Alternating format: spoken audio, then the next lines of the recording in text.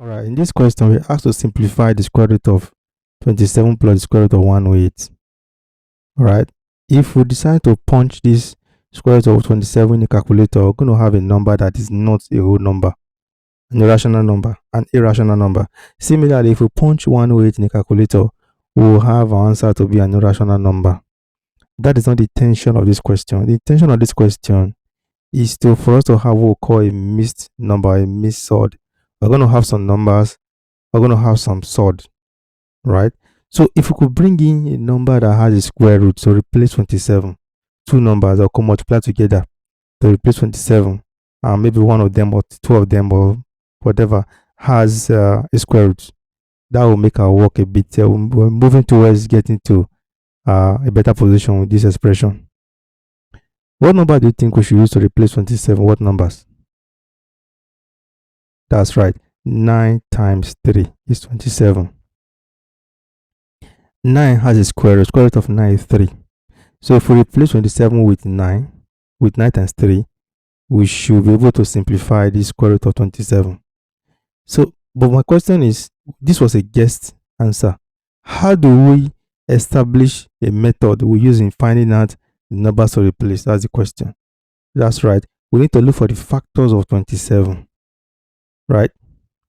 We're going to divide 27 until we get 1 to see the values or the factors that will divide 27. We could use 2 here, but if we use 2, we're going to have a remainder. So 3 is the smallest we could use. 3 into 27 will give you 9. 3 can go again. 3 into 9 will give you 3. 3 can go again. 3 into 3 will give you 1. So 3 times 3, which is 9, times 3 will give you 27. So we can replace 27 with 9 times 3 plus 108. We'll apply the same method. Look for the factors of 108. Right? 2 divide this. 2 into 10 will give you 5.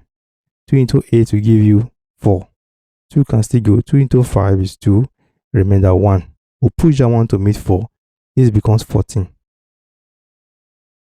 2 into 14 will give you 7. 3 will go now. If 2 goes, you're going to have a remainder. 3 will go. 3 into 27 is 9. 3 can still go. 3 into 9 is 3. 3 can still go. 3 into 3 is 1. So have 2 times 2, which is 4. 3 times 3, which is 9 times 3. So 4 times 9 times 3 will give us 108. So we'll have 4 times 9 times 3 to give us 108. At this junction, we'll take this away from here, right? All right. Now, we can put this in a bracket and put this in a bracket. What are we doing here? It's like we have this point here. We remember our product rule. Root square root of AB gives us square root of A separated with a multiplication sign, square root of B. So I'm going to separate these guys here. We're going to have square root of 9 in brackets times square root of 3 in brackets plus here square root of 4 times square root of 9 times square root of 3.